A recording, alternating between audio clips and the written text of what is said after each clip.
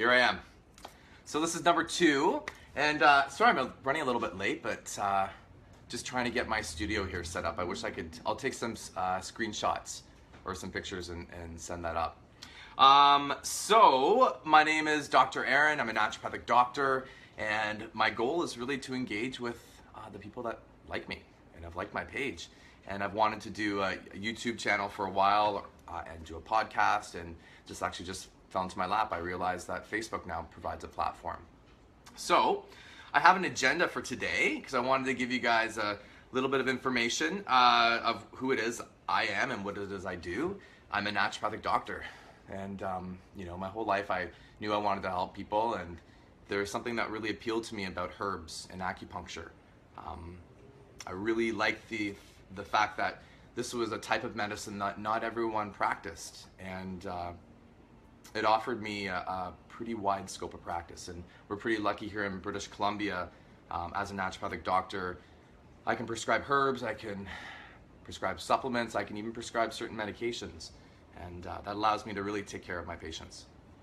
So I just wanted to recap from last week. I talked about lemon water and how important it is just to get it in the morning. It's good as a hydration step. So if you struggle with getting enough water during the day, start with a big glass of lemon water. And so a quick recap. A little bit of Himalayan salt if you want, a little bit of cayenne pepper if you'd like, and do a nice 12 to 16 ounce glass if you can. Now I had a question that came in this week, so please send me some questions. And one of them was about supplements, and it was a question about what kind of supplements I personally use. So I actually have right here the supplements that I take, not daily, but as often as I can. But first I wanted to talk about the differences between supplements. For some reason my connection is like not the best, but you know, you go into Costco, you see the Costco supplements, or you go into London Drugs, you see Centrum. You know, I think it's great that we have a lot of options out there, but we would class that as a type of supplement that's created by a pharmaceutical-based company.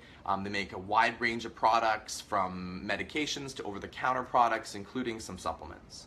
A lot of times there's added dyes. They make the pills look pretty. They use binders and fillers. And the best way to tell is to take your supplement, put it in a little bit of water, or a glass of water with maybe a tablespoon of some vinegar, and just stir it around. Just stir it once and let it sit there for an hour.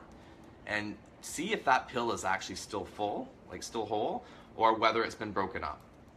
And also look to see what color the water is. If it's like a fluorescent blue or a fluorescent green, probably not the best. But they're inexpensive, and yeah, I mean, some of them are really good. And then another company, those would be the type that you would see at a nutrition-based store. So those your natural factors and your Sisus and those sort of products. Those ones, you can find them. They're all over the place. Good quality. They formulate specific products for health conditions. So you can find blood pressure-based formulations. You can find good B complex.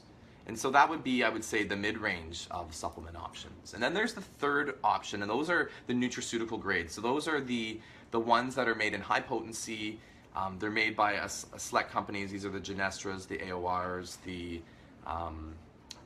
Douglas Labs. These are products that are usually sold at doctor's offices or at pharmacies. And so there's 3 basic kinds of companies, and if you go to a naturopathic doctor, you're going to get a mixture of the second and the third type of company. Probably not many are going to be focusing on, say, the Life brand, Costco-based ones. Although, I mean, I'm sure there are lots of really good supplements there, and so I'm not really that picky. And if you can get it, you can get it. But one thing I do ask is take a pill out, get a big glass of water, maybe like this, and put a tablespoon of vinegar in it, just, you know, regular vinegar you put on your French fries. You can have French fries, it's okay. And stir it and just let the pill sit in there. the best type are the capsules, the ones that if you were to actually pull it apart, powder would fall. Those ones are going to dissolve a lot easier than the ones that are really hard. So that's the one thing I do like patients to look at. What do I use? I actually daily, and I actually have this little thing that I tell patients, is I'm not a really big supplement pusher. You know, if you're taking more than 6 pills a day, you've got to have a really good reason to do that. And so I do my best to try and get, how's it going, Kaylee? I do my best to get a B complex in, and this is a brand that I use. I do fluctuate around brands. There's lots of great ones. And in fact, you can get really good B complex products just from your health food store. And the next thing I try to get in is fish oil. Now, I'm not someone who likes to eat a lot of fish, and so there's no way that I'm just going to be cooking salmon. That's just not going to happen. So I actually do need to get a little bit of fish oil in. So I'll do 2 or 3 of these a day, around 3 grams of mixed fish oils.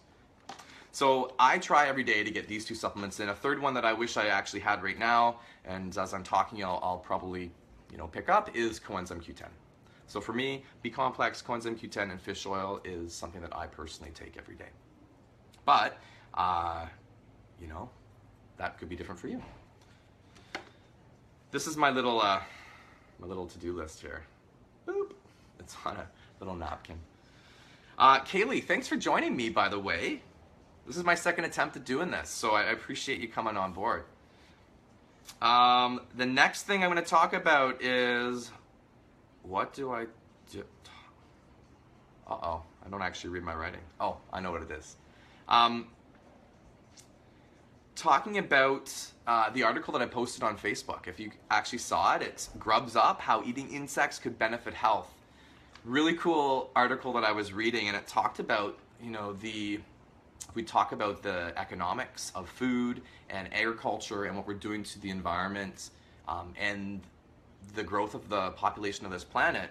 We need to get a little resourceful for how we're going to get our foods and our nutrients. And so this article talks about how beneficial eating insects are. And so these are some interesting little stats. So 2 billion people around the world consume insects on a daily basis. That just shocks me. I'm surprised. It's actually called entomophagy is the term. Interesting. What else do I have here? It's rich in protein, healthy fats, it's got iron and calcium, and it's low in carbohydrates. So it's really good for societies where they don't have a lot of nutrients, where they don't have a lot of protein. And so you can get up to 13 grams of protein in 100 grams of crickets at 121 calories. I don't know about you, but I don't know, Kaylee, if you've ever had any insects. I certainly have not. And the top 10 insects are beetles, caterpillars, bees, and wasps. I don't know about that. Ants, grasshoppers, locusts, and crickets.